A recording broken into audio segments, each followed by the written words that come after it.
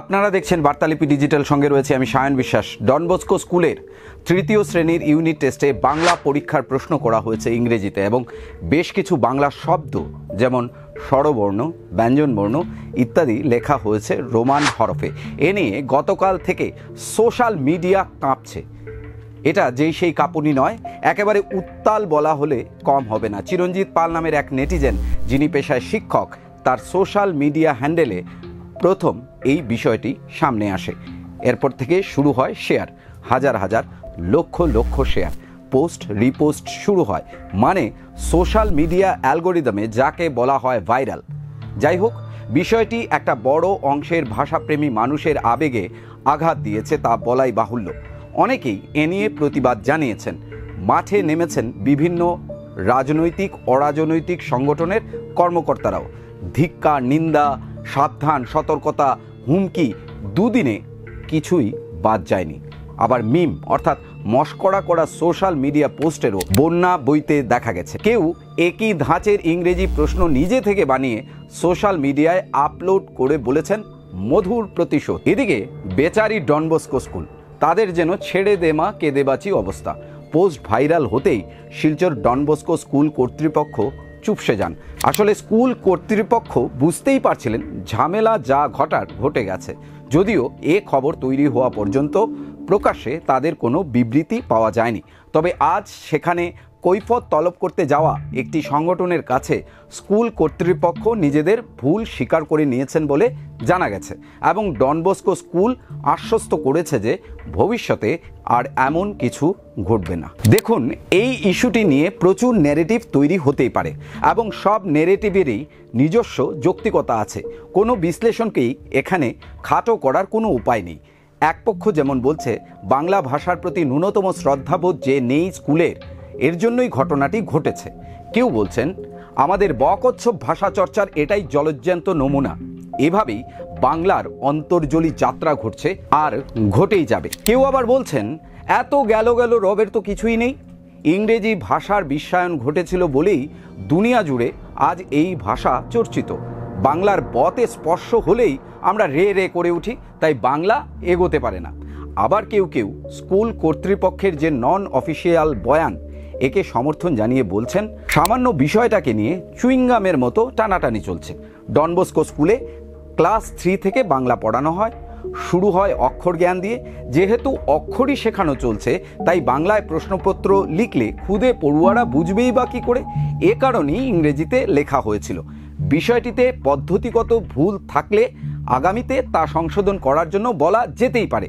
তাই বলে এক প্রশ্নপত্র বাংলার বদলে ইংরেজিতে লেখায় বাংলা ভাষা শেষ হয়ে যেতে পারে না। আমাদের বাংলা ভাষা এতটাও ঠুনকো নয়, এমনও যুক্তি শোনা গেছে। যাই হোক, মানে প্রচুর রকম নেগেটিভ তৈরি হয়েছে এই ইস্যুতে, এবং কম বেশি সবকটিতেই যুক্তি রয়েছে। ফলে আমরা কোনো একটা দিক নিতে চাই না, বরং এই ইস্যু থেকে আমরা কি কি পেলাম আজ এই বিশ্লেষণটাই করতে চাইব। আর এই বিশ্লেষণে হয়তো অধরা থেকে যাবে অনেক দিকই, যেদিকে আমরা আলোকপাত করতে পারতাম। এবার আসি এই সোশ্যাল মিডিয়ার ভাইরাল ইস্যুতে। ডন বস্কো স্কুলের ব্যাপারটি প্রকাশ্যে আসতেই আমরা অনেকেই আমাদের ভাষা প্রেম, বাংলা প্রেম, ভাষা আবেগ ঝালিয়ে নিতে পেরেছি সোশ্যাল মিডিয়ায়। এবং এটা বলতেই হয়, কিছু কিছু পোস্ট এতটাই গঠনমূলক, মনোগ্রাহী এবং যুক্তিপূর্ণ ছিল যে অমত পোষণ করার মতো বিন্দুও খুঁজে পাওয়া যায়নি। আবার কিছু কিছু পোস্ট, বিশ্বাস করুন, ডন বস্কো স্কুল বাংলার ততটা অপমান করেনি যতটা ওই পোস্টগুলোতে বাংলার অপমান হয়েছে। আমাদের বকচ্ছপ ভাষা চর্চার নমুনা দেখে 19-এর শহীদেরা নিশ্চয়ই কেঁদে বুক ভাসিয়েছেন। 3 লাইনের বাংলা লিখতে অন্তত 30টি বানানের আদ্যশ্রাদ্ধ করা হয়েছে। অনেকেই হয়তো বলবেন মোবাইলে বাংলাটা ঠিকঠাক আসে না, তাই ভুল থেকেই যায়। যদি সত্যিই আসে না, তবে লেখার দরকারটাই বা কি? তাও এমন একটা সংবেদনশীল বিষয়। তবে তো যাদের নিয়ে লিখছেন সেই ডন বস্কো এবং আপনার মধ্যে তফাৎ কি রইল? দুই পক্ষই তো বাংলার শ্রাদ্ধ ঘটিয়ে ছাড়লেন, কেউ ক্লাসরুমে, কেউ সোশ্যাল মিডিয়ায়। মজা আরও আছে, এই প্রশ্নপত্র ইস্যুতে হাজার হাজার লোক নিজের প্রতিক্রিয়া জানিয়ে বলেছেন বাংলার এমন অপমান তারা মেনে নেবেন না। কেন ইংরেজি ও রোমানে লিখে প্রশ্নপত্র তৈরি হলো, প্রতিবাদ জানিয়েছেন তারা। এবং তারা কিভাবে লিখেছেন সোশ্যাল মিডিয়ায়? লিখেছেন সেই রোমান হরফে। ডন বস্কো ধিক্কার। ধিক্কার বানানটা কেমন? DHIKKAR। মজা লেগেছে সেই পোস্টগুলি দেখেও। যাই হোক, আমরা ধরে নিচ্ছি ওই রোমানে লেখা মানুষগুলো খুব সাধারণ মানুষ। আর সাধারণ মানুষেরা সোশ্যাল মিডিয়া আসার পর থেকে এভাবেই ভাষা চর্চায় ব্যস্ত হয়ে পড়েছেন। আপনারা যারা এই প্রতিবেদনটি দেখছেন, আপনি একটু বিরতি নিয়ে আপনার চ্যাট বক্সে গিয়ে প্রিয়জনের সঙ্গে কথাবার্তাটা দেখুন তো। কটা কথা আমরা বাংলায় লিখে তারপর বলছি, অথচ বাংলাতেই বলছি। ফলে ডন বস্কো স্কুলের যে শিক্ষক এই ঘটনাটি ঘটিয়েছেন, তিনিও তো আমাদের মতোই একটা সাধারণ স্তর থেকে উঠে আসা মানুষ। তাই খুব সরল ও মোটা দাগের সাধারণ প্রতিফলন তিনি ঘটিয়েছেন ওই প্রশ্নপত্রে। যদিও আমরা জানি শিক্ষক এবং স্কুল কর্তৃপক্ষ দুই পক্ষই অতি গুরুত্বপূর্ণ এবং শিক্ষা পদ্ধতি নির্ণয়ে এত সরলীকরণ করাটা তাদের উচিত হয়নি, মোটেও গ্রহণযোগ্য নয়। কিন্তু কোনো একটা জায়গায় আমাদের এই বকোৎসব সোশ্যাল মিডিয়ায় ভাষা চর্চাও কি এর জন্য দায়ী নয়? প্রশ্নপত্র ইস্যুর প্রতিবাদে এক পক্ষ লিখেছেন এক সমুদ্র ভুল বানান, অন্য পক্ষ লিখেছেন রোমানে। আরেক পক্ষ আছেন যারা বানান বা বাক্য বিন্যাসে বিভ্রাটের ত্রুটি এড়াতে সরাসরি ইংরেজিতেই লিখেছেন। এবং কেউ কেউ এর জন্য যুক্তি দিয়েছেন, বাংলাকে অপমান করার জন্য ইংরেজিতে প্রতিবাদ জানালাম, যাতে এই প্রতিবাদের বার্তা সবার কাছে পৌঁছে যেতে পারে। ভালো কথা, কিন্তু এই প্রতিবাদ অন্যের কাছে পৌঁছাতে গিয়ে নিজেও যে বাংলায় দুটি কথা বলা গেল না, সেটা বুকে হাত দিয়ে আমরা বলতে পারবো আমাদের দৈনন্দিন ভাষা চর্চায় কোনো গলদ নেই?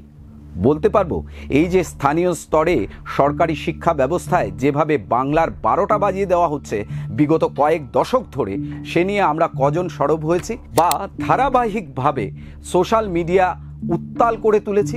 স্থানীয় সরকারি স্কুলগুলির পাঠ্যপুস্তকে কত কত অন্য ভাষা ঠুসে দেওয়া হচ্ছে। এ নিয়ে একটা ছোট পক্ষই চিৎকার করে, বাকিরা কেউ বিষয়গুলি গায়ে লাগাতে চায় না। বিভিন্ন ক্যালেন্ডার আসে, ব্যানার পোস্টার আসে অন্য ভাষায়, বড় বড় সরকারি বিজ্ঞাপন লাগানো হয় অন্য ভাষায়।